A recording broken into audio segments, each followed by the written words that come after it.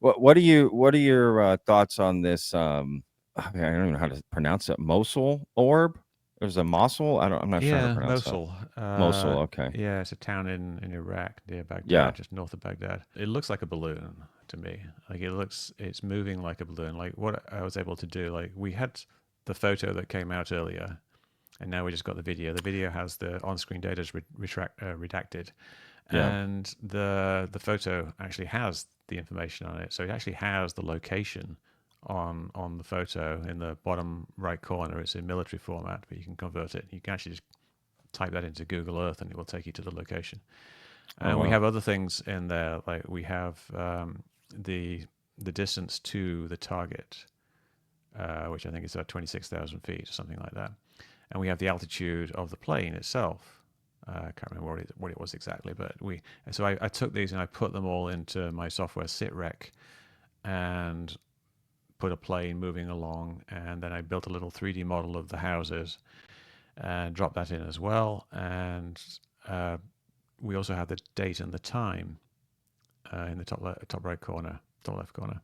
Put that in as well, so we know exactly when it was. We know where it was. We know roughly where the plane taking it was because we know the distance and the heading. We know kind of roughly how fast it's moving because we have the rotation. The buildings rotate very slightly. And I dropped all that in. The first thing you notice is the if you drop a sphere in that location, the highlight on the sphere is exactly the same as the highlight on the sphere in the video, which means a couple of things. It means that it is actually a sphere, and it is actually that time of day. The time of day is correct, and it means that I had the plane in the right location. And Oh then we wow. see that the lines of sight, it's a very, very narrow field of view. It's like half a degree or something like that. So they're Yeah. actually like 5 miles away from this house that they're videoing. Oh wow. And the lines of sight kind of cross over. So there's actually a point in the middle of the lines of sight which isn't moving. So you can actually stick a balloon there and say, if a balloon was just like, standing here in space, the parallax motion of the craft would make it look like it whizzed through the frame. Oh, And that's that's, interesting. So yeah. the balloon or the object could be just standing still. Yeah, essentially, like it wouldn't, if it's at that exact point, it would actually stay in the same position. But actually, no, it wouldn't. The the what seems to be the most likely explanation is that it's something drifting in the wind at about 10 miles per hour. So what I did, you get all these lines of sight from these putting these numbers in, and I have some algorithms in SitRec that actually try to solve a possible traversal path across these lines of sight. So we know that it goes from this position on the screen to this position. What does that mean in 3 dimensions? And I found like a good solution, moving about 10 miles per hour, and it was moving towards the southeast. And so I actually went then after I found that, I went and looked at what the wind was on that day, Yeah. and it Oh turns out it wow. was about 10 miles per hour towards the southeast. So it matches exactly for the time of day, the location, the weather, and being a balloon just floating in the air. Just floating. Yeah, just floating by. There's Well, that's nothing in it that's inconsistent with it being a balloon. like what kind of balloon? Like just like a party balloon, like a No, it looks like a birthday fairly party. large balloon, like 4 to 6 feet. So some kind of weather balloon, or like perhaps like a radar target or something like that.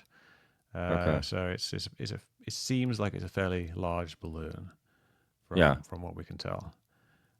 that's But interesting. not super large. But Don't you think there's they would have other video that would have caught balloons too, and then the Air Force would sure. know, oh, this is what it looks like. Like, why can't they do what you just told me? They Like they all of they're that. doing it. I mean, that's what Arrow is doing, and they've already resolved scores and scores of cases to be balloons. So now they're kind of actually Yeah, building I guess a body of knowledge of what balloons look like from these cameras. And I'm pretty. I would imagine that this example that they have here would be one that they've looked at. It seems very consistent with other ones. They released another one called the Middle East Sphere, which was a kind yeah, of a similar type of thing, and it looked like a balloon, looked like a sphere moving very very fast from the top of the screen down, and then the camera tracks it. But that again, you can kind of like put in the numbers and the trigonometry and everything, and it's just the parallax effect of the drone moving. Yeah. The balloon is just drifting in the wind, but because it's like between the camera and the ground, it looks like it's moving very fast. Very similar thing with the old Go Fast video. That was the same type of thing. You know, it looks like it's a Sure. balloon, and the motion is apparent motion plus a bit of wind. It's a Yeah. very common thing, and I think that That's it's what the just something Mosul is. that's yeah. I don't think people were essentially don't think they were adequately trained to be able to disambiguate things like this or deconflict things like this, and that's something I think that's being remedied now. You know, we got loads and loads of reports. Pilots are reporting UFOs, but lots of them are balloons. You know, something I think it's like I don't know, 80% of all the resolved cases were balloons, and like 10% were birds, and 5% was something else. Now there's unresolved cases as well, but there's no real indication that we've got any great data like showing those unresolved cases doing anything anomalous. We have like cases like this where something looks anomalous, and sometimes you can do analysis on it, but sometimes you can't. Yeah, no, I mean, I get it. So you think it's a balloon because of the shape and everything, but Yeah, just because that would be the most likely prosaic yeah, yeah. explanation of a It, sphere type object to you, exactly. Yeah, right? it could be something Okay, I else see. though. Like Sure. we know we've got the lines of sight from the camera to the target, which is the Yeah. fixed spot on the ground. Yeah. We know from that it could be any number of things. I think was it the um the the if it the largest it could be is, I think it was something like a 3 meter sphere, like a 10-foot sphere, moving at about 100 miles per hour, 20 feet above those buildings. So Wow. Oh, so it could be that.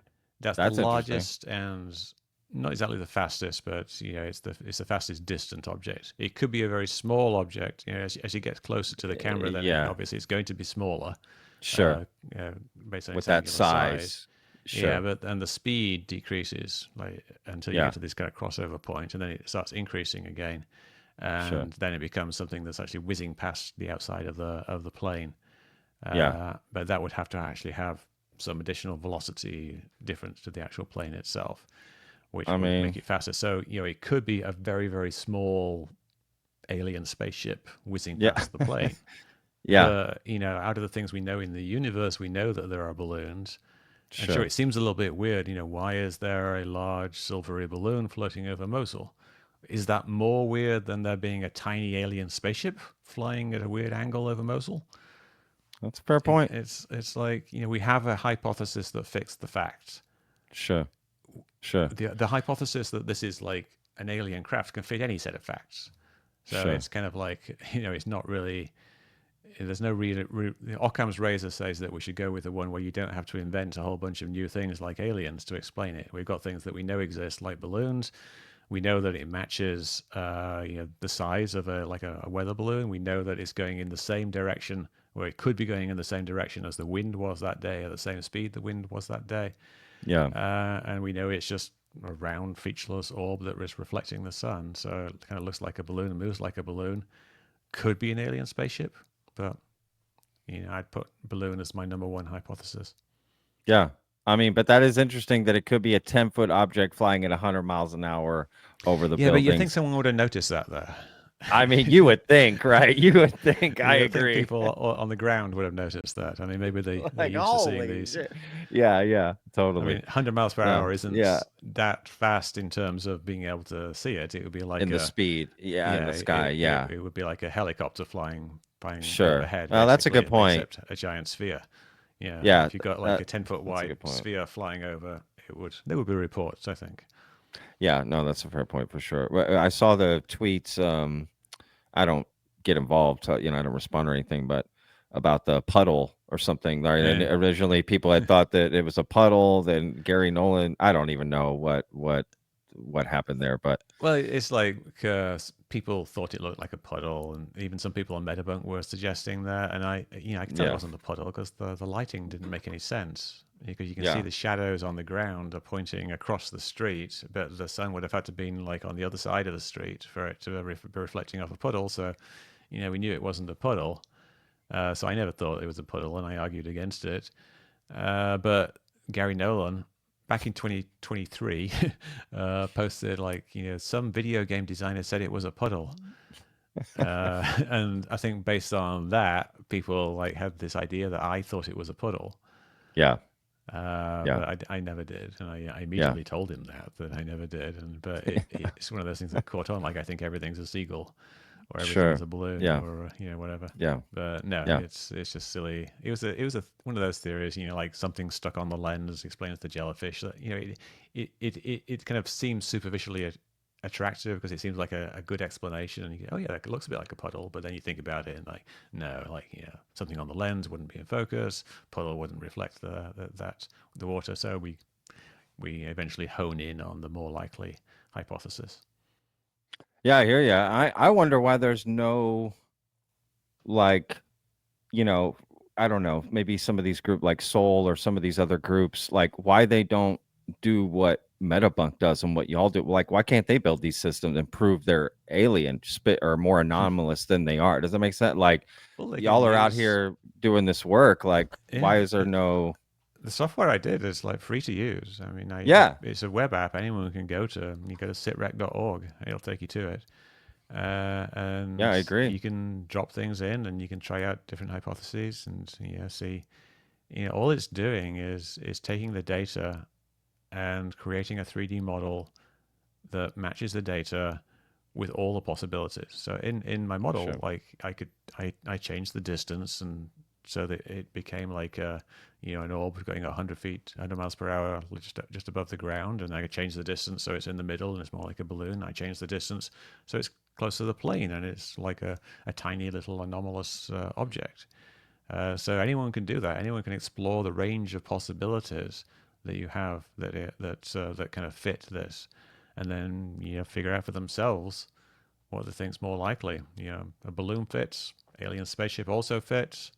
Is it 50-50? No, I don't think it is. I think it's a million times more likely to be a balloon than it is an alien spaceship, because we've got trillions of balloons in the planet, and we've never seen any good evidence of any alien spaceships existing. So go Yeah, with the thing that seems more common. more common. I mean, but you do think there's aliens like Oh yeah, outside of Earth. You think yeah, there's more life outside of Earth. Yeah, no, I do too. definitely, yeah, but Yeah, probably yeah, a I do long way too. away, Sure, and maybe sure, not, a long way away both in space and in time. sure. There's probably civilizations that emerged, flourished, and died away millions or even billions of years ago, Yeah, and there will be more in the future, and who knows what we are coincident with and what is nearby. But I think yeah, it's inevitable that intelligent civilization has arisen and will arise again in the universe. yeah, yeah. I think so too. I think it's so vast, but I agree that the distance in time and space. Yeah, it's so interesting.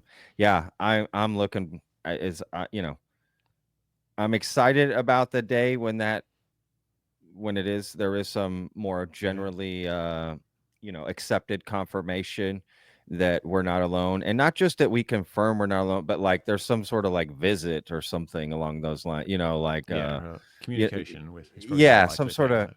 yeah, like that's interesting to me, like when that day comes, and will we regret Yeah, getting off this island, right, like, and like could we regret that actually? I know read some science fiction. There's a whole bunch of possible Yeah. futures. Yeah, yeah, yeah. Oh man, it's like I want it, but at the same time, I don't want it. It's like maybe that's not a good thing Well, you can say just that about yet. AI, but it's happening. And Sure. if intelligent life is out there in the universe, I think we're going to discover it one way or another. Yeah. I mean, it's like I'm glad I wasn't around when cars were invented because people were dying left and right. I mean, they didn't even get seatbelts till later. It's like, but I want to be there for when it's kind of most of the things have worked out. So it's like I almost wish I grew up in a world where we had Mm. already made contact, hundreds of Yeah. years has passed, and all the bullshit, all the wars happened later, like Columbus meeting the Indians, right? Like we're past that point. Yeah. I think we have to go through the interesting times before we get to Yeah, the times of yeah. abundance.